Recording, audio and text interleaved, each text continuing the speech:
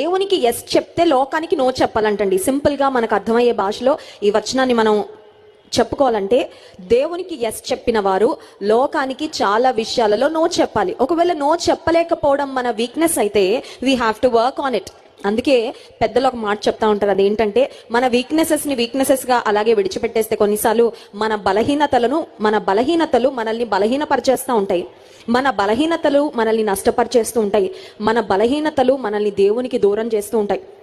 అందుచేత నో చెప్పడం ఇప్పటి వరకు నాకు అలవాటు లేదండి. నో చెప్పాలంటే చాలా ఆలోచిస్తానండి, నో చెప్పాలంటే చాలా మొహమాట పడుతూ ఉంటానండి అన్న స్థితిలో ఉన్నట్లయితే ఈ రాత్రికాల సమయంలో దేవుడు మాట్లాడుతున్నాడు.